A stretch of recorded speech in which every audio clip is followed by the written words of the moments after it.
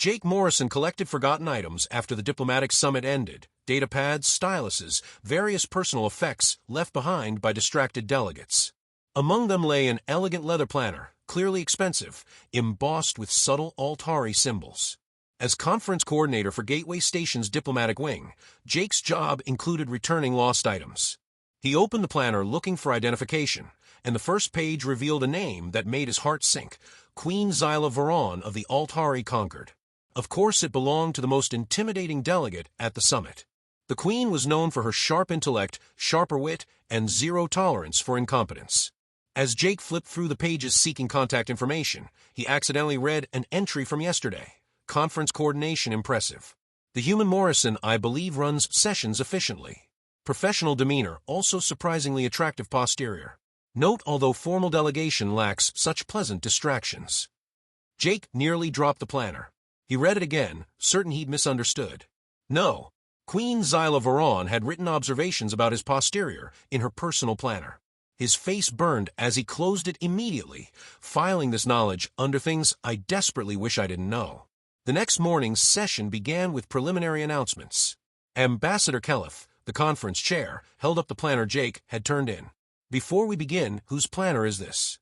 It was found yesterday. Jake froze. He should stay silent and let someone else handle it. But years of professional training kicked in. Problem identified, solution required, step forward and facilitate return. I found it, Jake said, standing. I can return it too.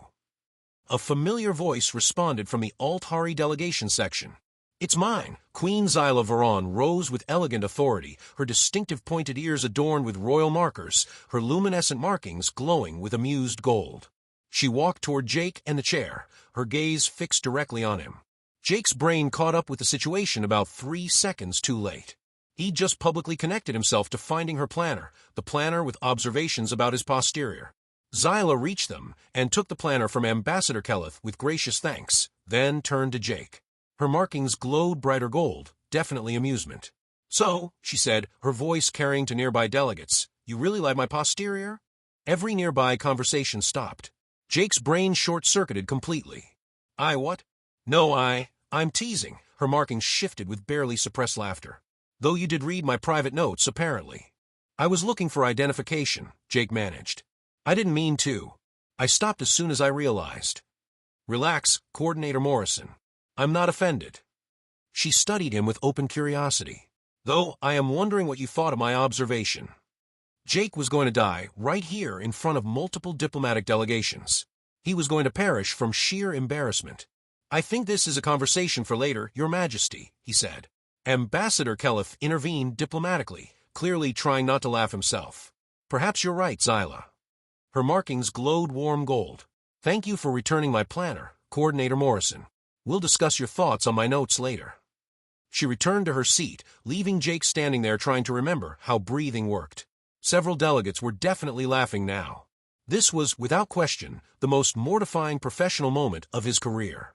Jake spent the rest of the morning session in a state of mortified horror, hyper-aware that Queen Zyla kept glancing at him with those amused gold markings.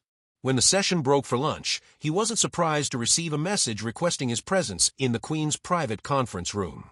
He arrived not knowing what to expect, a professional reprimand, perhaps, or a formal complaint about the privacy violation. Zyla was alone, her formal attendance dismissed. She gestured to a seat, her markings still showing amusement. Coordinator Morrison said, You look terrified. I'm mortified, Your Majesty. I genuinely didn't mean to read your private thoughts. I was just trying to return. I know. Relax. She sat across from him. I'm not angry. I'm actually quite entertained by this entire situation. Entertained? You looked like you wanted the floor to swallow you whole. It was adorable. Her markings shifted to warmer tones. Jake, may I call you Jake? I need you to understand something about Altari culture. We're more direct about attraction than humans appear to be. Direct. Writing observations about someone's physical appeal is considered normal, even complimentary. It's an honest acknowledgement of aesthetic appreciation. She paused. I gather humans are more private about such things. Generally, yes. We don't usually write detailed notes about people's posteriors in professional settings. Noted. Cultural difference acknowledged. Her markings showed genuine curiosity now. Are you uncomfortable with my observation? Jake tried to organize his thoughts. I'm flattered and confused and completely out of my depth. You're a queen. I'm a conference coordinator. This doesn't make sense. I'm a person who finds you attractive. You're a person who accidentally discovered that fact. What happens with that information is our choice. She leaned forward. So, what are your thoughts, Jake Morrison, on my assessment of your posterior? He laughed despite himself. This entire situation was absurd. I think you have excellent taste. I do. Her markings glowed approval. What about the rest of my notes about your professional competence? I didn't read extensively. I stopped as soon as I realized they were personal.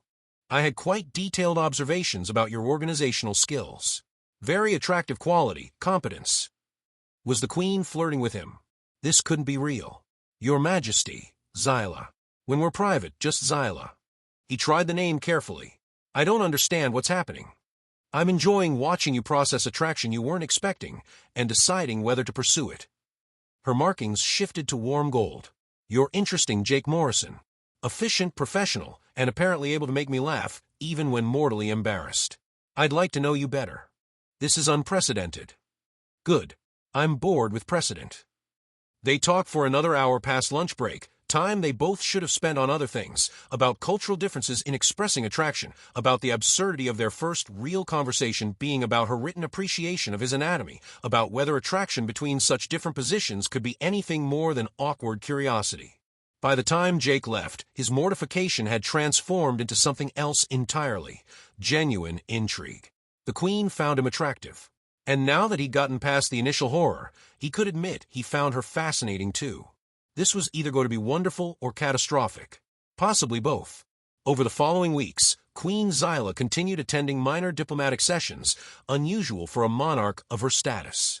Jake coordinated them with increased nervousness, hyper-aware of her presence. She made occasional teasing comments that sent his composure fleeing. Excellent session management coordinator, though I was slightly distracted by certain posterior developments. Your efficiency remains impressive, as does your posterior. Multitasking at its finest.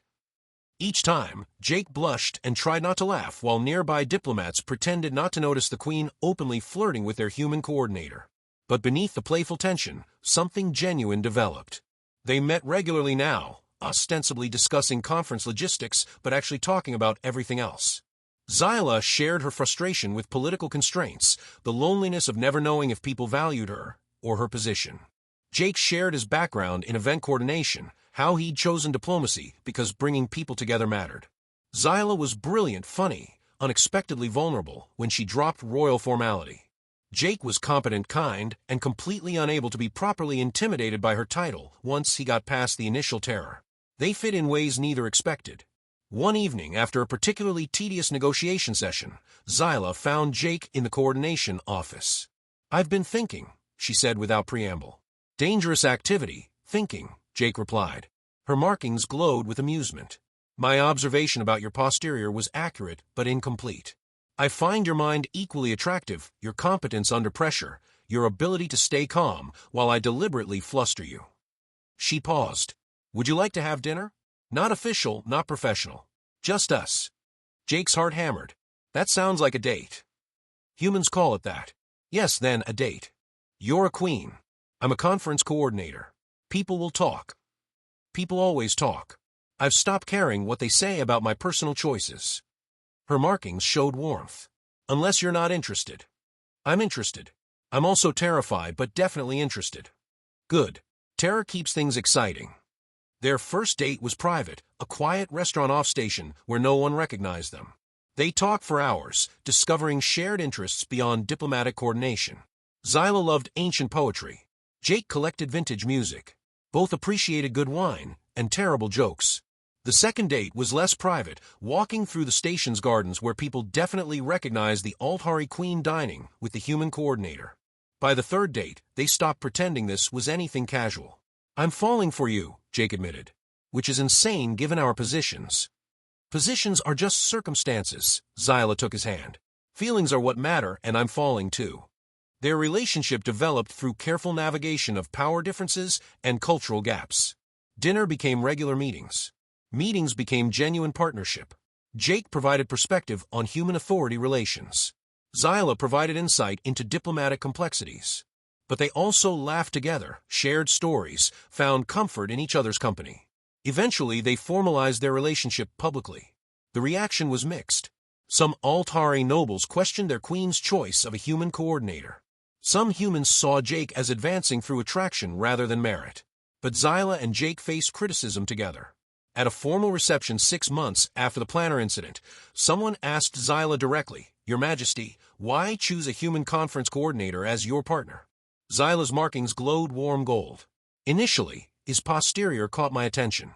I wrote as much in my planner, which he accidentally discovered in most mortifying way possible. Jake groaned good-naturedly, while nearby delegates laughed. "But I stayed," Zyla continued, "for his mind, his humor, his competence, his complete inability to be intimidated by my title once he got past initial terror, his kindness, integrity, and the way he makes me laugh even during tedious negotiations." "Best accidental discovery I've made," Jake added. "I found her planner. She found me." Everything else followed, from choosing honesty over embarrassment and accepting that sometimes the most important relationships begin with someone writing detailed notes about your posterior in their personal planner. More laughter followed. Later in private, Zyla asked, "Do you ever regret that day, finding the planner?" "Never, though I still can't believe you announced my posterior appreciation to multiple diplomats." I was establishing dominance. "Also, watching you squirm is delightful." Her markings glowed with mischief. "Besides, it's true. You do have a surprisingly attractive posterior." "Surprisingly. I had low expectations for human anatomy.